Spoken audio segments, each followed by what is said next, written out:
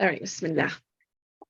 All right, Assalamu alaikum, and welcome again back to Daybreak Live, where every Thursday we get together and discuss things literary.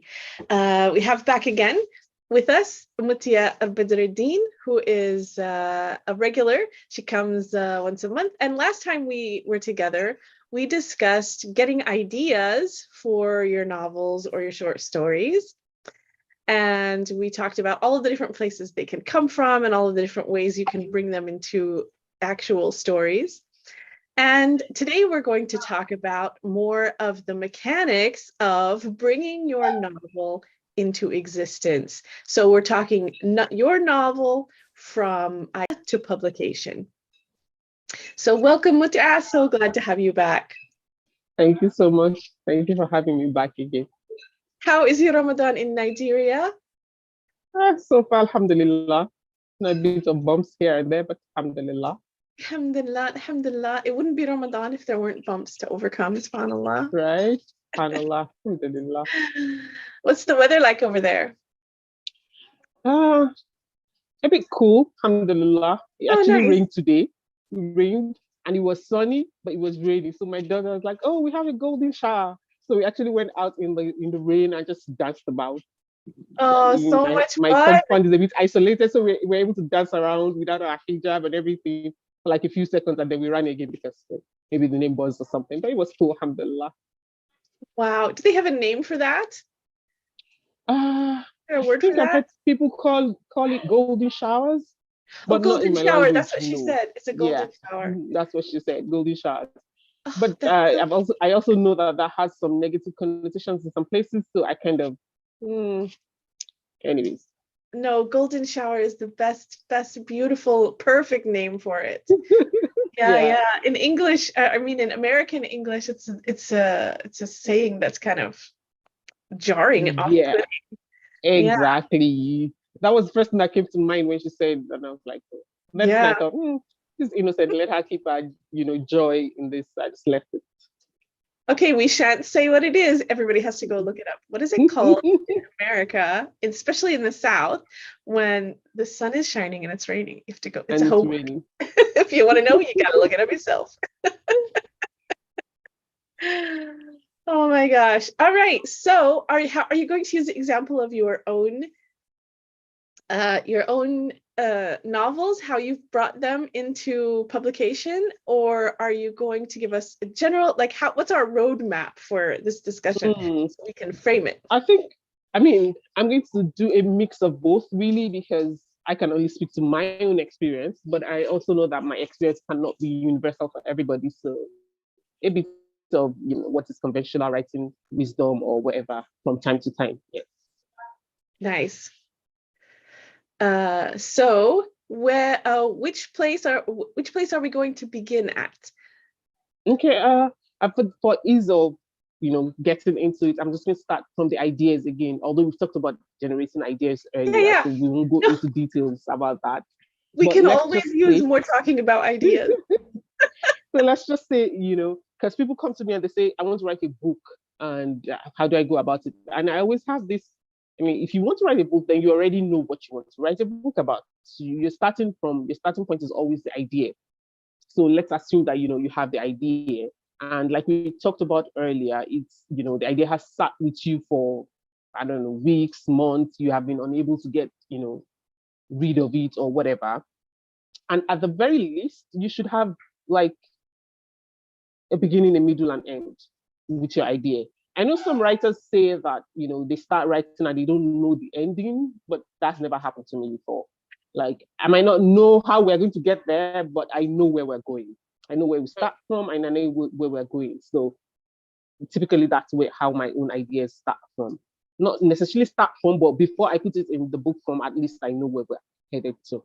Yeah. One thing I do know that it helps, which I didn't know when I was writing any of my books.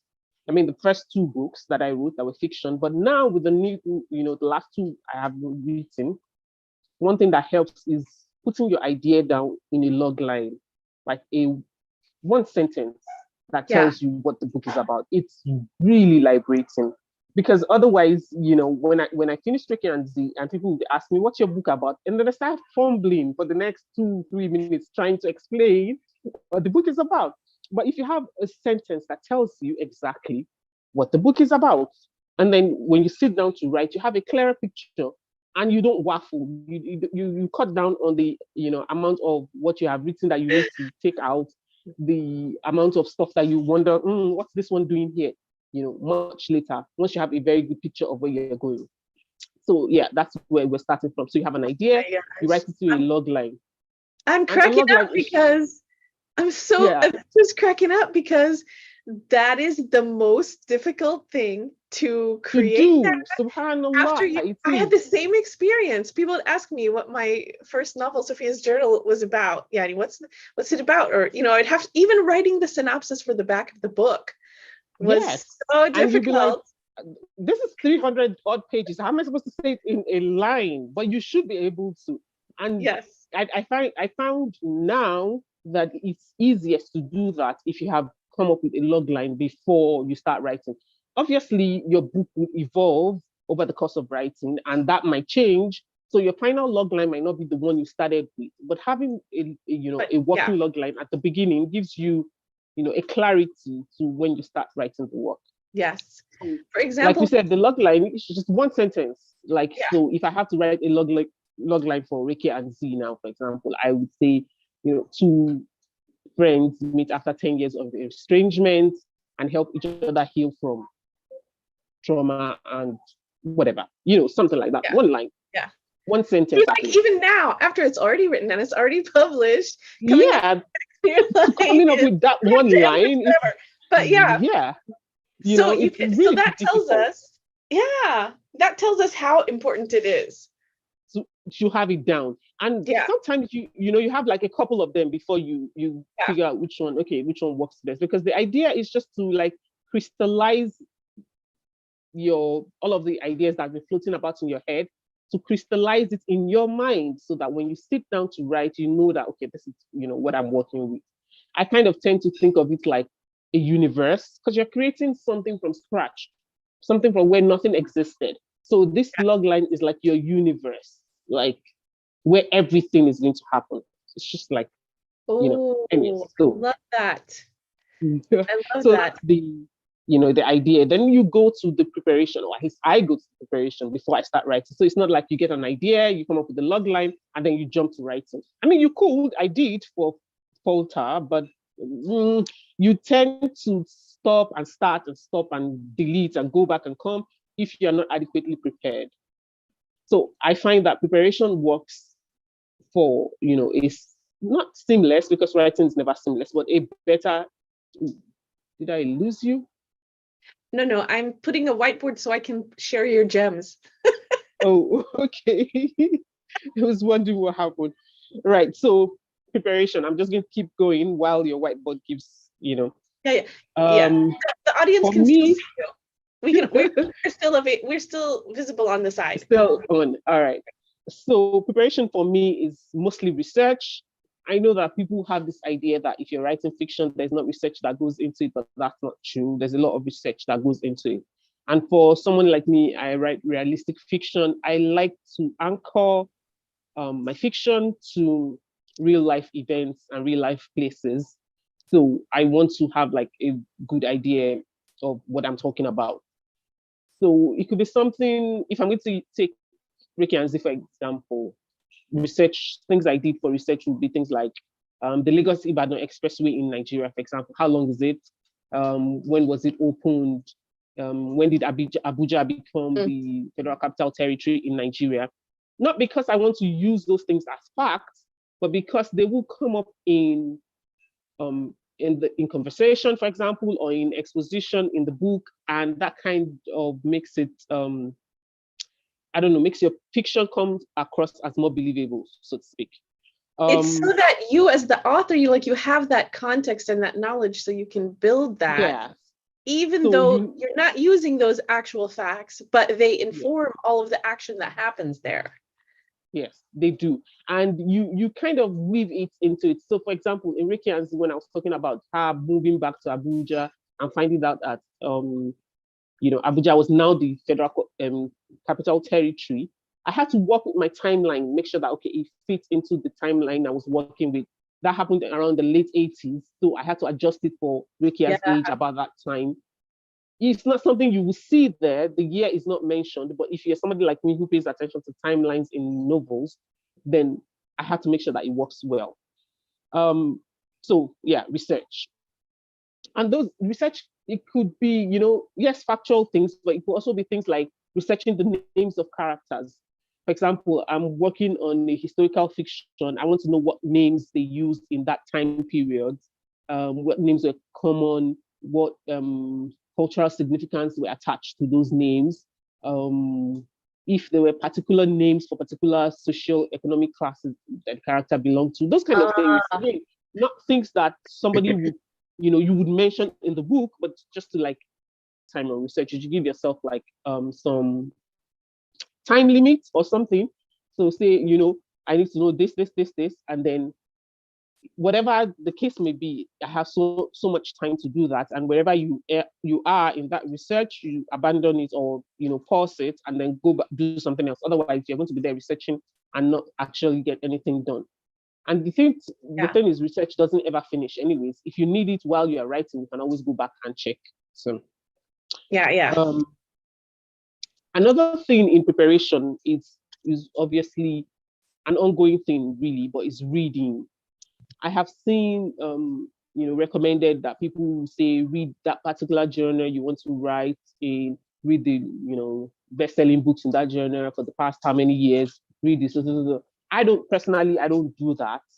I don't go, if I'm writing, for example, I don't know, something, I don't go and look for the books that are best-selling in that genre and then read it.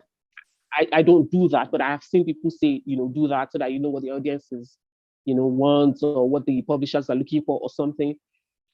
But what I do encourage people to do is read far and wide in your genre, because the more you read good writing, then the more you can, put out good writing. The reason why I don't do the read, selected books or bestsellers or whatever is because I don't want other people's work bleeding into my own work.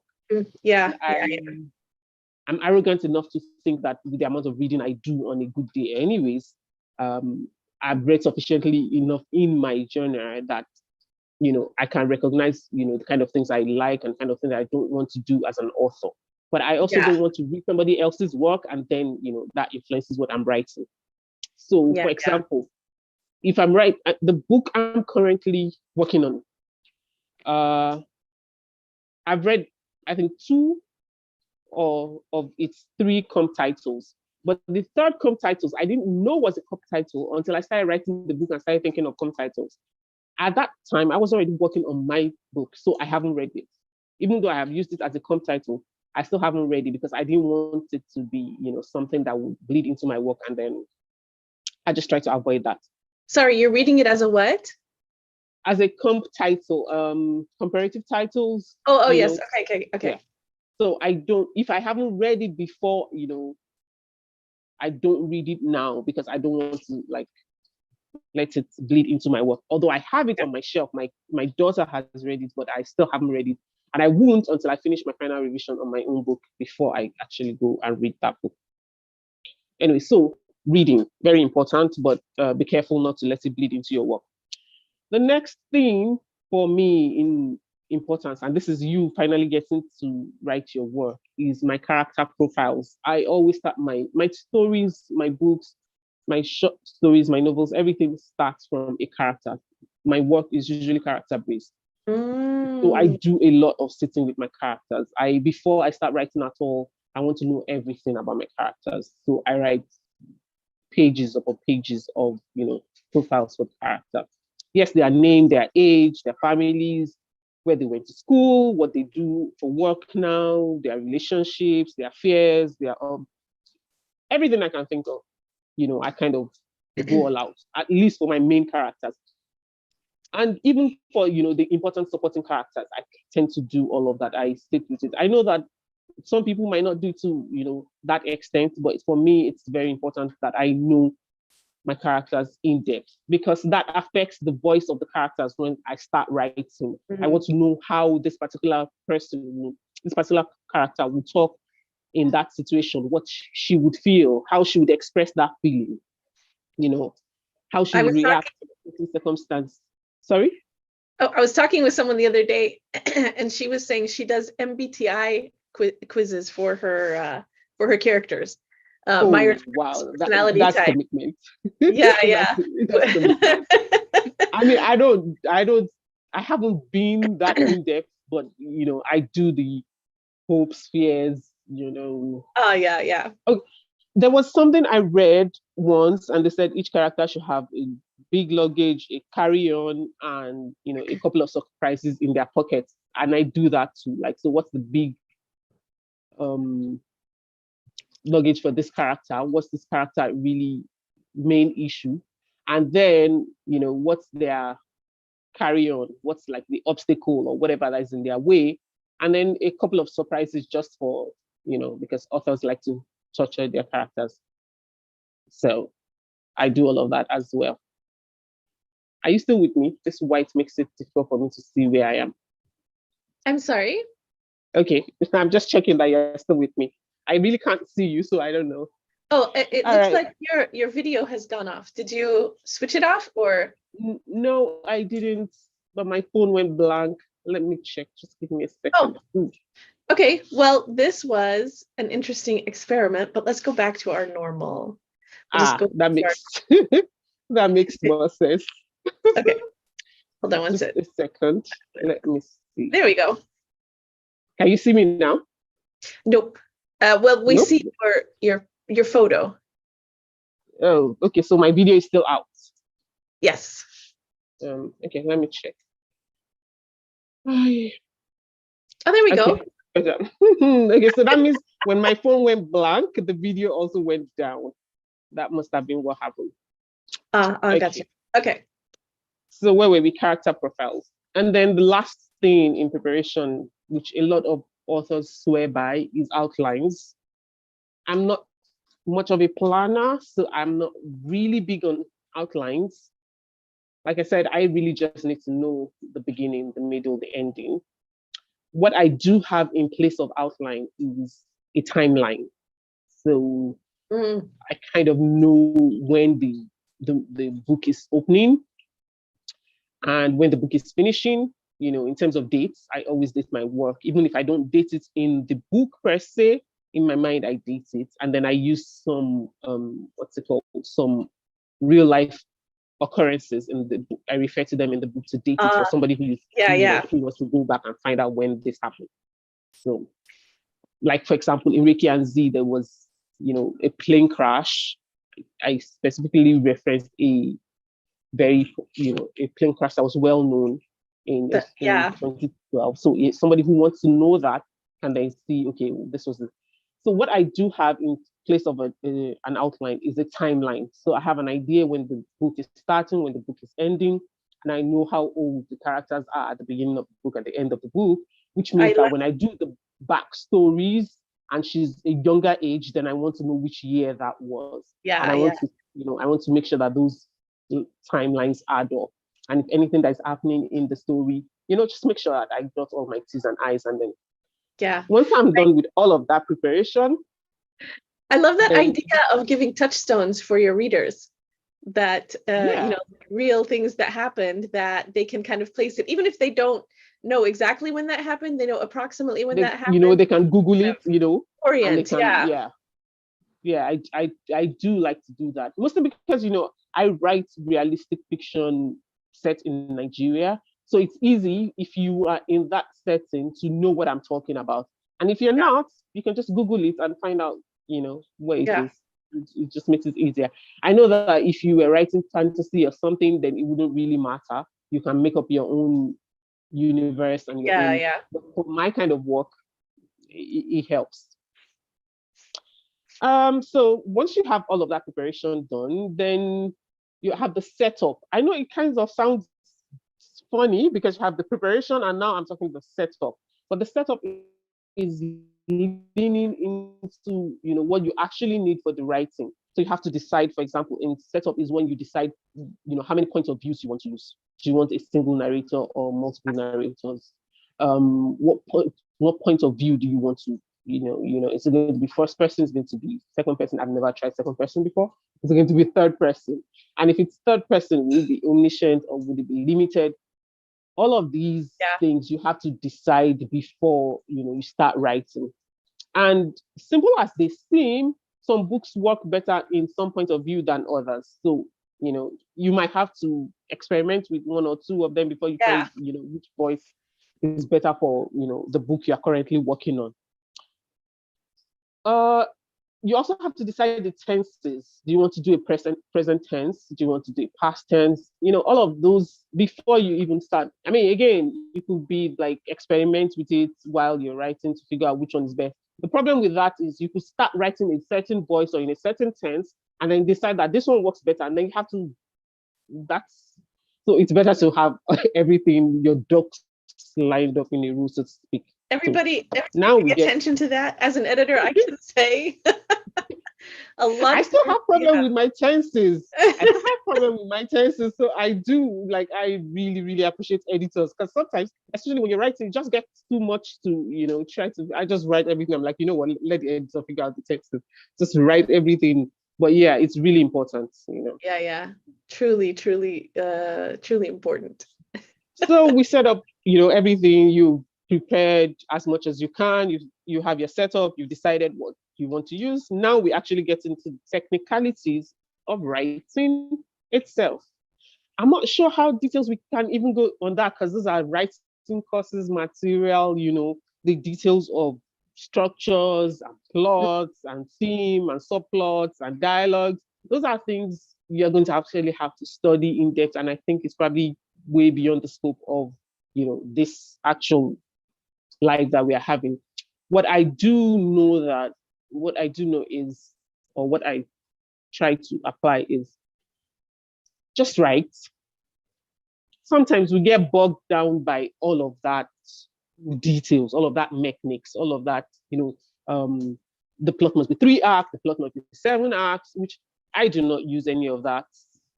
Yeah. Full disclosure, because my stories are not conventional Western story style. So I learned them, in writing courses and all of that, but they never worked for my story. So after a while, I just stopped trying to, apply them.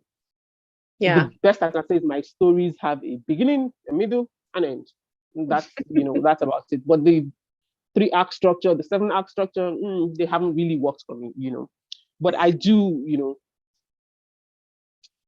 I have them at the back of my mind, but I really just think, write. The more you write, the better you get at it. And the more all of those things that we learn, from the courses and from the craft books and from the workshops, the more they make sense when we do write. So, for example, I remember that very, very ubiquitous show, not tell. That used to really kill me, because I'm like, show, don't tell us, show us. And I'm like, what are they talking about? I don't think I have gotten a hang of it even now. And sometimes I think, why can't I just tell you? But I do realize, that, sometimes I catch myself and I'm like, oh, okay, that's what they mean here. I can change this. Yes. But usually those will come, with time, with repetition, and with exposure. The more you work with other people and workshops, with editors, and, but if we get bogged down by all of that, thinking, oh, I have to do that, especially when you're doing the first draft, then you don't get anything done. So I kind of just say, once you have done all of your, research and preparation and whatever, just go ahead and write your story. Don't worry so much about the details. You can always come back and fix it, but, just go ahead and write the story. I would say attend those things, like take the courses, read the craft books, all that kind of stuff. Just as you're going along, as someone who aspires to be a writer or as someone who is writing, but don't say to yourself, I have to finish X, Y, and Z ones, or I have to take all of these, before I begin. Before I do anything. It's the same as the genre research that you were talking about. Just read widely in that genre as a general rule, and then rather than saying, okay, before I start this, I have to, do I have to research read all the, the there, bestsellers in this. Yeah. I love this philosophy on both counts. It works for life too. Yeah, it does. It works for Islamic studies. Like, don't just study broadly. Don't say, okay, I want to study so I can find out, for example, what the rulings are on blah, blah, blah. This one, yeah, just, for knowledge, just so you know. Yeah. And the thing is, I don't know, I think that I generally find writing conventions to be stifling, but one of the ones that I find to be true is that the writing is in the editing. Writing is in the editing. When I first started out, I used to hate editing. I used to, just vomit all over the page and think, hey, I'm done. But now I'm more comfortable with, writing it and then letting it sit for a while and then going back. And you can see the things that, okay, again, with repetition, with working with other people, with taking all of those courses and workshops and craft books, you can see the things that, okay, can be improved.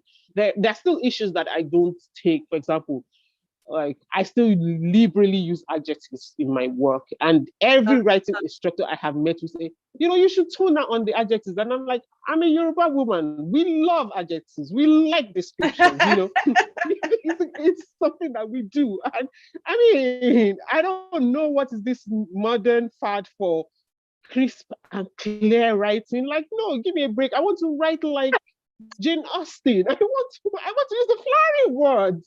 I want to describe it until you can picture it in your mind's details. I want to describe it until you can taste it. I want to use as many words as can make you really appreciate. But I digress. The point is, it's not always going to work, and it's a give and take. Sometimes my editors will win, and sometimes I will win. It's fine.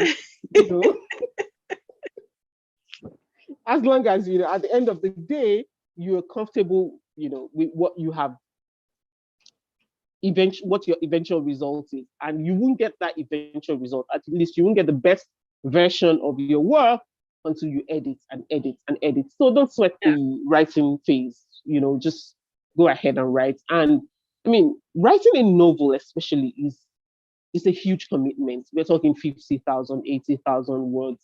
It's a lot.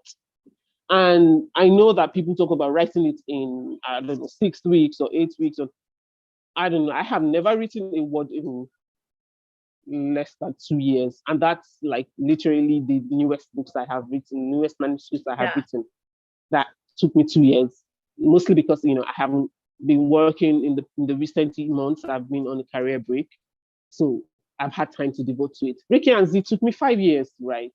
Yeah. I don't know how you're going to write that amount of, it's a lot of work. So it's a marathon, like they say, not a sprint. Give yourself, the grace and just put in the work. Just write it. And then let's say that you have done all of that and you have written the book. Leave it, let it breathe. Don't send it out to anybody else. Like that's garbage. At this point, it's still garbage. Don't send it out to anybody else, because then you're going to get discouraged and then you're not going to want to do anything again. So just leave it be. Let it breathe. And let it breathe is not 3 days. I mean, again, not to impose my own method on anybody else or something, but I realized that 3 days or whatever, you still haven't given it enough time, and you still have, whatever perception you had when you were writing. My thing is to leave it a while, work on something else. Short story, essay, another writing course, something totally different, so that your mind is off of it. For me, so far, minimum that works well is 6 weeks. I'm not saying follow my own whatever, do you, but give it some time and then go back and start again from the beginning. It is serious work, but yes, this time. I completely want to agree, and I want to kind of explore why that's important, because people listening may not have had that experience of why that's so much of a benefit. Like you said, you come back with a different perspective. You come back with completely fresh eyes. and mind and ideas. And mind, ideas and editing. You'll see Yes, mistakes that you wouldn't exactly. have seen before. And you're in a different Yeah. headspace from the where your head was when you're writing the book, because this Yeah. really does happen when you're in a piece of work. You are immersed in it. You can't see it from that distance because you are in it. So you need Yeah. to get out of that headspace. You need a bit of distance and It then will come back to it with fresh eyes. And this time when you're coming back to self-edit, yes, what you're just trying to do is, add what needs to be added. So, for example, your first draft is you just getting all of your ideas down on the page. Now you have written this beautiful story, but it's just, I don't know, 29,000 words. That has never happened to me, actually. But some people are underwriters. And so you have 29,000 words. Now, 29,000 words is good for a novella, but it's not a novel. Yeah. So you need to add to it. And so you have to figure out where you want to add to it.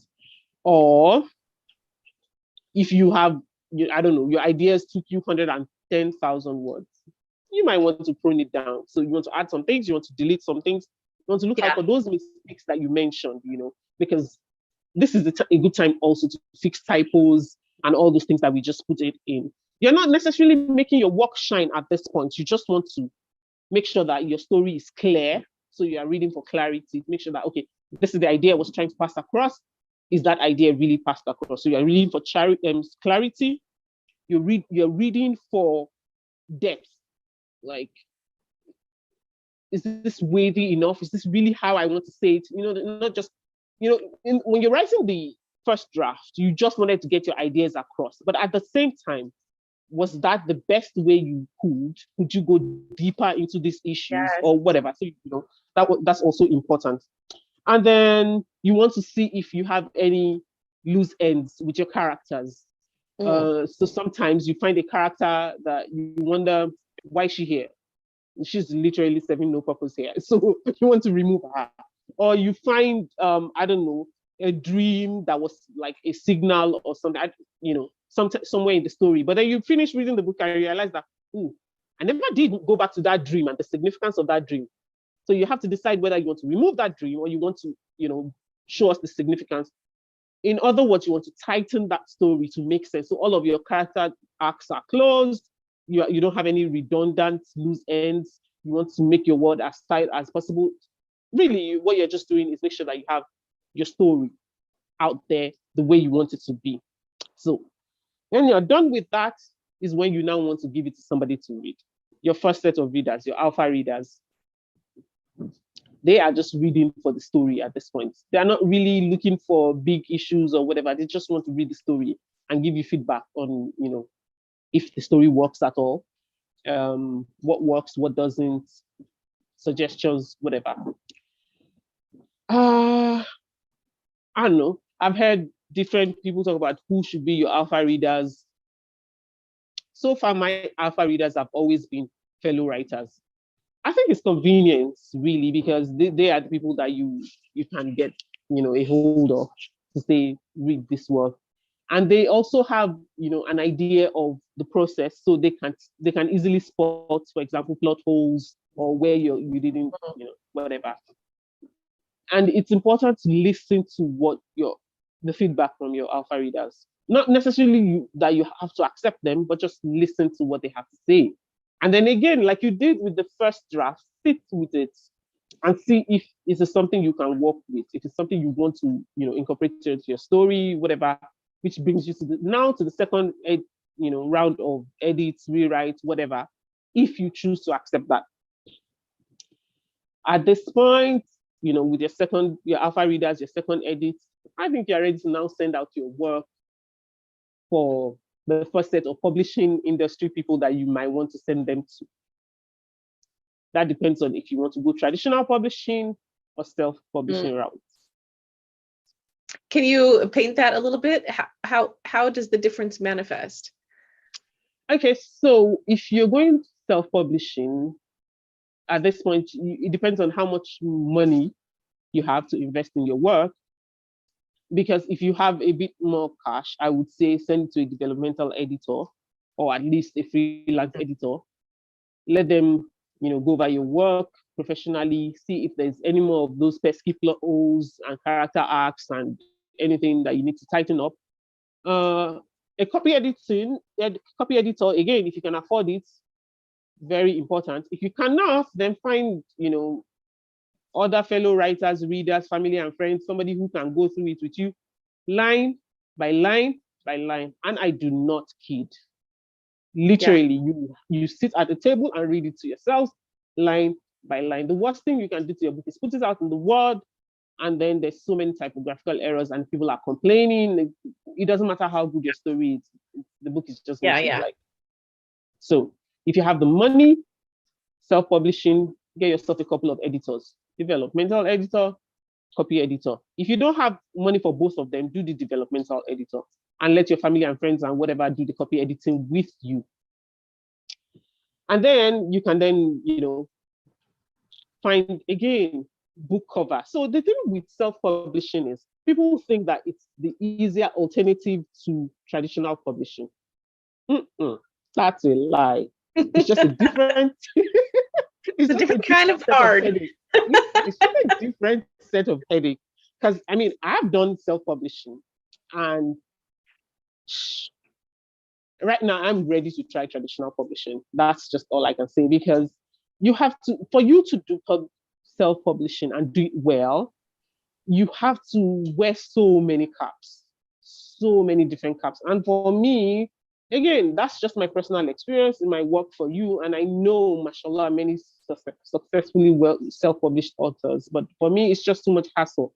Because once you're done with that editing, then you have to figure out your cover, what do we call those things? Book cover. Yeah.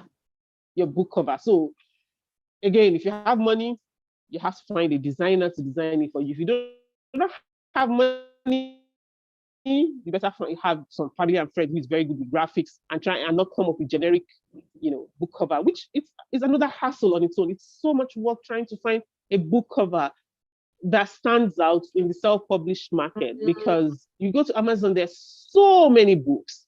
And even in your genre, there's so many books, and all of them are eye-catching, and people are investing in these things, and some of them are animated, and some of them are, and you can't just have a bland whatever, especially if you're a debut author. Nobody knows your name. You don't have a fan base that is going to go look for your book by name.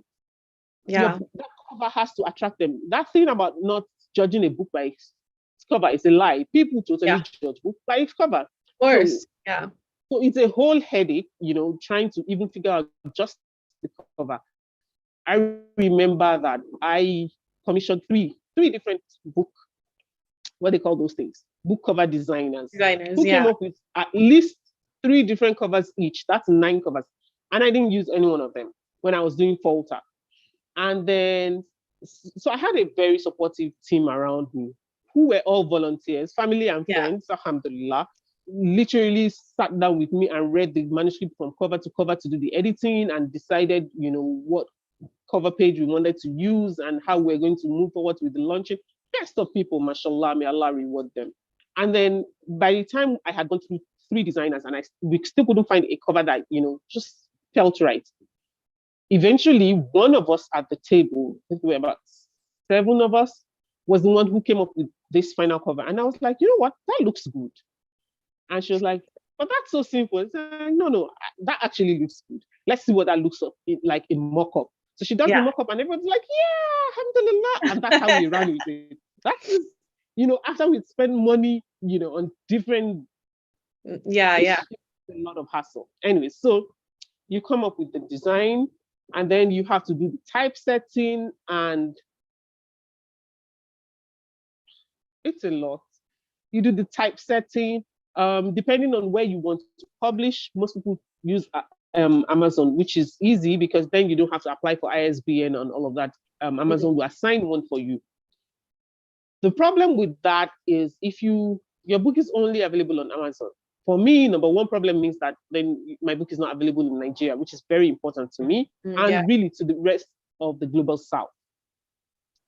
Number 2 is even in the West where your book is available, your books cannot be, carried in bookstores or libraries or all those places if your book is only available on Amazon. Something about competition or whatever, for whatever reasons, bookstores and libraries don't store Amazon. So I always tell people, if you're going to self-publish, then you have to self-publish far and wide. Don't just stay with Amazon, which then means you have to get your ISBN.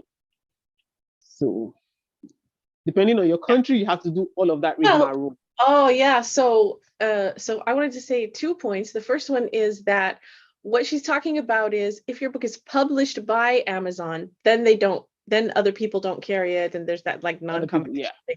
But if Not your even book libraries. is available on Amazon, it's published somewhere else and it's available on Amazon, then it can be that's fine. Yes, anywhere. That's fine. Yeah. As long as if your publisher is different, but if your book is just published on Amazon and you don't have a different publisher, then nobody else will stock it. And that includes library, which is wild. Yeah. Anyway, so you still have to do all of that, and then your book is out on Amazon or wherever. Let's just leave that. All of this to say that self-publishing is a lot of work. Now, traditional publishing. And I'm still on that journey. So you have your manuscript and you've done your whatever. I say that before you start reaching out to people, or while you are reaching out to people, because it's a long process for traditional publishing, really. You have to get an agent who then has to sell it to the publisher. It's a lot of work. So once you have your feedback, or your book is with the alpha readers, once your alpha readers are reading it, start working on your submission package. Your submission packages are the things that you're going to send to the agents. Typically, it consists of a query letter, a synopsis of your novel, and then the first whatever 1,000 words, or the first chapters, or first 3 chapters, depending on the agent you're querying. For some reason, the query letter seems to be very important, and some agents will read the rest of your package, no matter whatever your book is, if you don't get your query letter well. So query letter writing is a huge thing on its own. The easiest thing to say is go study that as well. If you're going to do it, if you're going to go, traditional publishing, then you need to go study that as well. There are websites that talk about, how to write a query letter, blah, blah, blah. Just Google it. You find so many of them. And just read as many of them, study as many of them, and then draft something for your own. The second thing is your synopsis. Now, the synopsis for the agent is different from the one at the back of the book when the book is going to come out. This one, you want to write all of the major points in your book in a chronological order from beginning to the end, and you have to reveal the ending. You have to tell them everything, because that's what's going to convince them to take on your book. If you leave it, maybe they'll read your book, maybe they'll read your pages, maybe they wouldn't. So it's better to put everything out there. And so that is a different headache, which is even worse than trying to write a log line. Again, there are websites for that. There are websites for that. There are courses for that. There are, people who teach that. You really need to study how to write a synopsis and blah and blah and blah. And then another set of research, because this time you want to find which agent is the best fit for your work, which agents, are looking for people with your particular type of book. Yeah. In this day and age, which agent does not have any issues that you are going to, at least for me, that you are going to have problem working with? You have to do all of that research.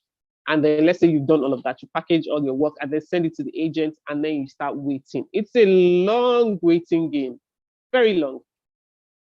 Let's say you're lucky and you get an agent who is interested in your work. They would contact you and they will say, we like the sound of this, send us more of your manuscripts. You send them, sometimes they ask for partial, sometimes they ask for full. You send the manuscript to them, they read it, again, very long waiting game, and then they come back to you with a contract. If you're lucky, let's say we are lucky, we are talking best case scenario here. So they get back to you and they say, we like this, we want to represent you. So what they will do typically is to offer you a phone call where you guys talk and try and see if you guys, flow, and if you could work together, what your process is, what their process is. You get the opportunity to ask questions. They get the opportunity to ask questions. They can tell you what their vision for your book would be. Typically, this is the point where they want to tell you, I think you are going to need to do some edits. No, I think it's good the way it is, just some minor edits, whatever. So let's say you agree on each other's you like each other, you decide to go ahead, you sign a contract with the agent. So now they're representing your book. Like I said, some of them will say, let's rewrite. So they go through your work and then they, give you pointers on where to rewrite or edit or whatever. You have done all of that, and now they try and sell your book to the editors. Another long waiting game while they try to find an editor that is interested in taking your work. Again, you're lucky, you find an editor, whatever, they want to take your work. So this time they offer you a publishing contract. You sign, another long waiting game. And that's, I think that at this point it's just becoming redundant. But the point is, I think that neither of the routes to publishing is as easy as people think it is. Neither the traditional, route or the self-published route is easy. So whichever one you just choose to do, be consistent and stick with it, make a lot of dua and know that, put in the work. Yeah. Amallah. So much information. It is a lot. I'm gonna play this on repeat to myself and take notes. And when I was preparing, I was thinking, oh my God, why didn't we break this thing into 2 parts? It feels like it's a lot of information.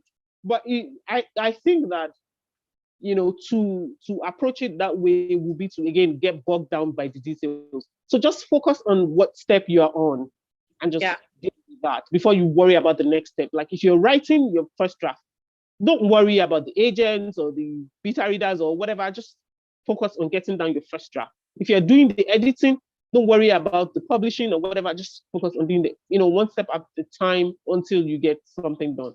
At least that's what I do. Yeah. So one of the things that I really wanted to kind of go back and highlight is I kind of distilled what you told us down to draft 1 is tell the story. Draft 2 is tighten, tell, tighten, and then draft 3 is try to sell. Yeah. So I really want people to absorb that. Even myself, when I wrote Sophia's journal, I finished the first draft, stuck it in an envelope, and sent it off. It's another example of learning as we go along. Yeah. You get better, you get more professional. But so many manuscripts are received that are first drafts and that haven't gone through like that alpha reader and beta reader kind of process of double check, like for timelines and for, like all of those little loopholes, all those things, whatever, all of that stuff. And subhanAllah, if you do those things well before you submit, then the process of the publishing is shortened. It is. By a lot. It is. You need to make sure then you don't get your mind. Sorry. And then you don't get discouraged. Yeah, and then you don't get discouraged. You don't have people sending out your work, without any positive, feedback. Yeah.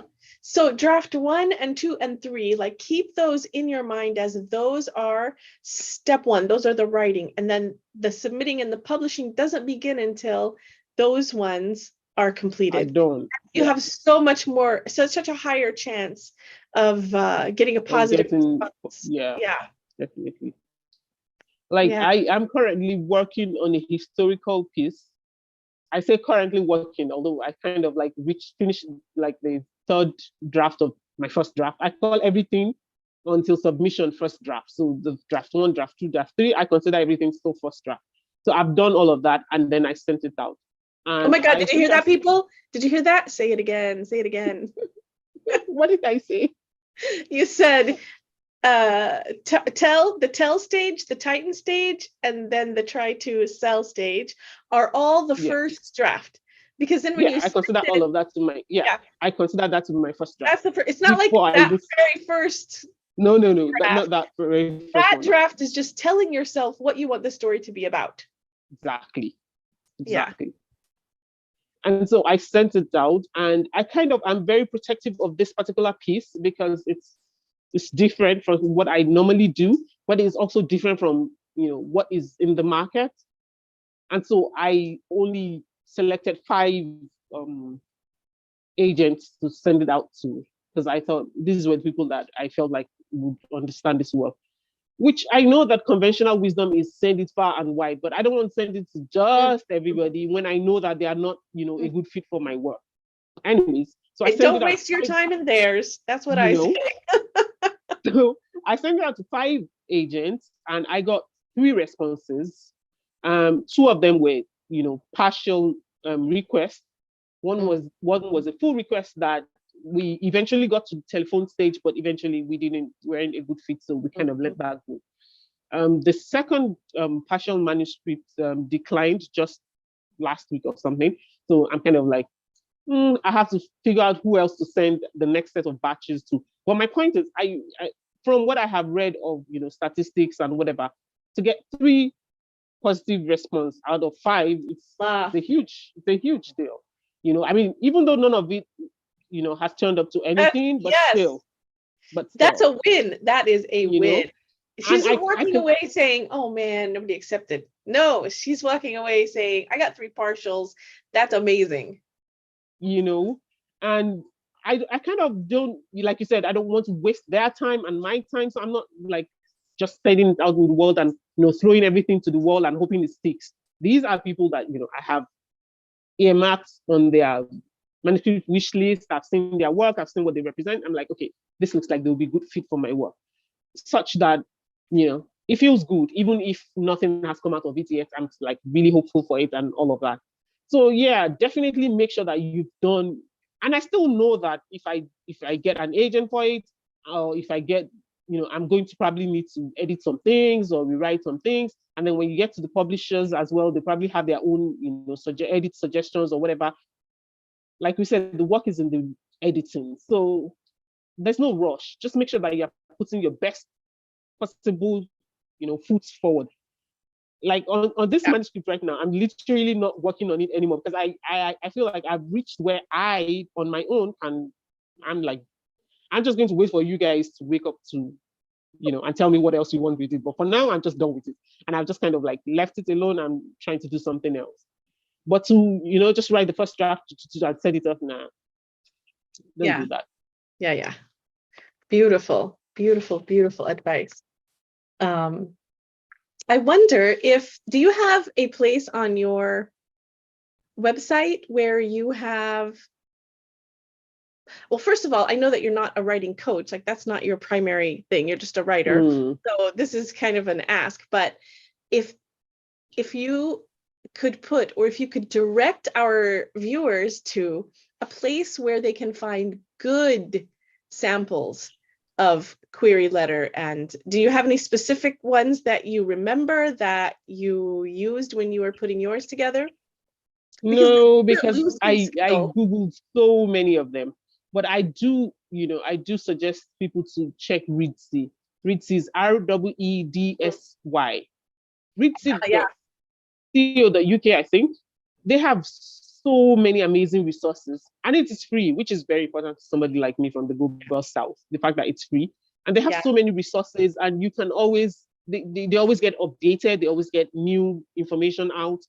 And they're very professional. They're talking about professional writers, not just. Yes. So I really love. For me, I recommend Reedsy a lot. I use Reedsy a lot. In fact, when I was even for my work, even for my self-edited works like Falter, I kind of edited all of it on Reedsy. I did the typesetting and everything on Reedsy because they just have all of the really lovely information and resources and help and all of those things that you need. So I usually recommend that to people. But I mean, especially for query letter and synopsis, you literally can just Google it. The thing with it is you wouldn't stick with just one. You want to see as many as possible.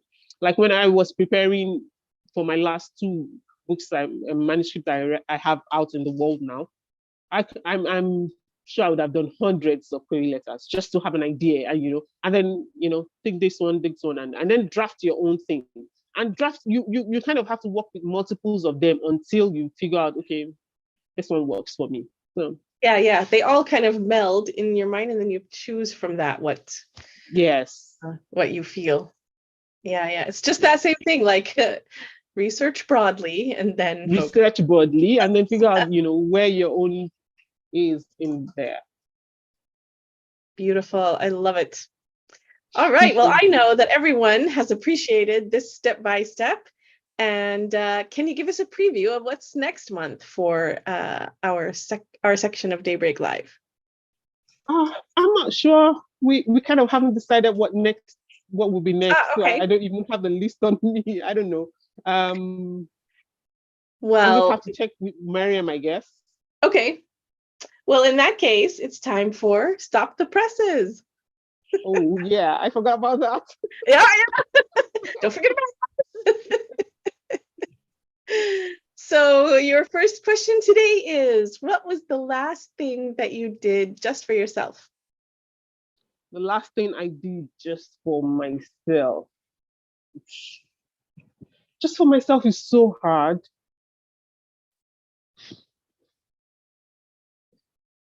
I booked a staycation for my kids and I for Eid.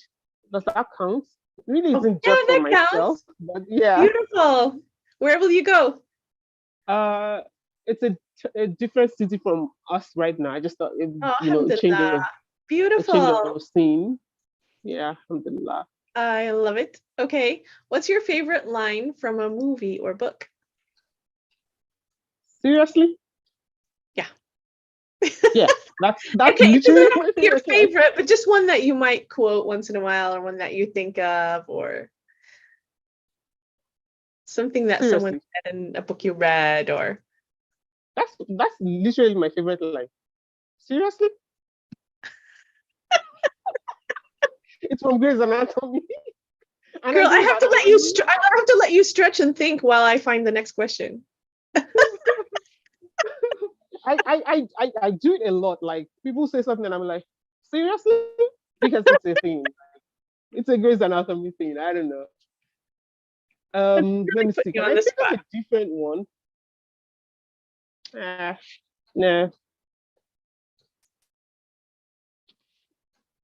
Nah.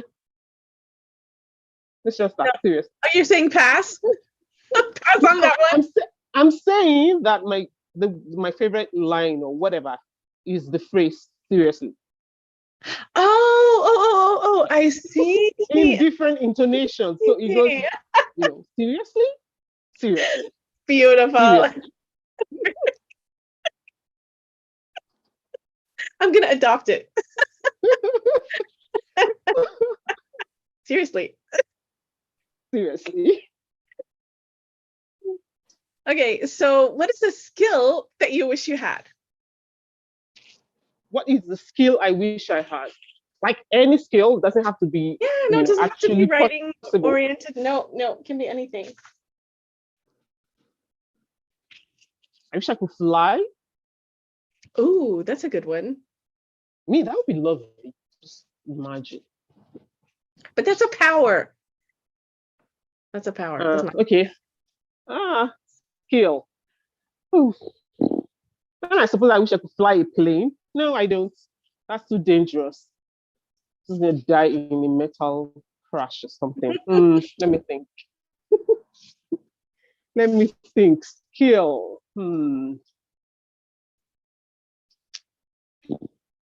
That is so hard. Maybe sewing. I don't really wish I had it, but it'd be cool to be able to sew stuff. But then I probably would never do it. Half the people who know how to sew probably never do it either.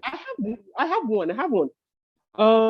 Drawing, like visual art, being able to draw something. That would be really. I've never been able to draw something. I mean, I was hopeless at art in school. My teacher was so glad when I left middle school and I didn't have to do art compulsorily anymore. I was horrible. Oh my goodness. That would help with your work too. My stepdaughter she's an amazing artist, just incredible. And I'm just in awe because no matter how well I see something in my mind, it doesn't transfer. I literally draw in stick figures. I cannot. There's nothing you can. I just cannot. It's horrible. So that Muti'ah, would be thank nice of you. you. You're Thank you welcome. Thank so much. you. Oh my God. Thank you so much for having I me. love our sessions on what are we? Every second Tuesday, every second Thursday, right? Thursdays, yeah. Yes, Every second every Thursdays. second Thursday in Daybreak Live. Thank you so much. What a treasure trove of information today. Alhamdulillah. Can you show us the book that you're looking from? The one I'm working from for this No, the program. one that that you were holding in your hand. That Okay, so it's your first novel. nice. Anne Yeah, Rittenberg. by Anne Rittenberg and Laura Whitcomb, I think. Very nice. Love it. I've had it, I don't know, since 2015, I think 16. My sister gave me when I started writing Ricky and Z, and she was so excited, and she sent it all the way from the US. And Oh, I think I walked through it 3 times. And every time I, open it and, go over it again, I just find something, I just love. Like, do we have time? There's this part sure. I just discovered again it's actually in the foreword or whatever. The foreword is written by somebody who I'm supposed to know, but I don't know him, is Dennis Lehane. I hope I'm calling his name right. Anyways, so he says here, so he's talking about, why do you choose to write? Why else are you writing? And he says, it's a long quote. There are hundreds of easier ways to make money, thousands of better methods by which to self-actualize, millions of less taxing ways to entertain yourself. You should write because you can't not write. You should write because some stray scrap of your soul is trying to manifest itself verbally. You should write because story is your preferred method by which you make order of the chaos that we call existence. You should write because even when the process terrifies you, the absence of that process terrifies you more, which is to say, you have to love it, unconditional and often unrequited. There is no guarantee that it will love you back, no guarantee that you ever make a living of it, no guarantee that anyone but you and yours will ever see your words. That's why it cannot be about the temporal things, the publishing and the parties and the names in the lights, only the words and the truth that you find in them. Oh, I love that. I literally, I just saw it again. I mean, I must have read it because I've done this book twice. And then I saw it and I just, I just underlined it and I just, yeah. I copied it out by word. I copied it by hand. I have a quotation book. It's not a quotation book as much as beautiful words that I see when I read books and I love, a certain phrase or word or passage that really just moves me. I just write it out. And so I, took this and copied it in that notebook of mine. And I was like, this is so beautiful. Because it just speaks to the essence of why I write. Because my life is crazy as it were, without adding all of this writing to it. But it just feels like this is something that I'm supposed to do at this time. And I just have to do it. And I just like it. Anyway, so this is the book. Well, the readers are so glad that you do. Alhamdulillah. Alhamdulillah. All right, so we'll see you guys next time. Thank you so much for Inshallah. us on Thank Daybreak you. Live. Assalamu alaikum.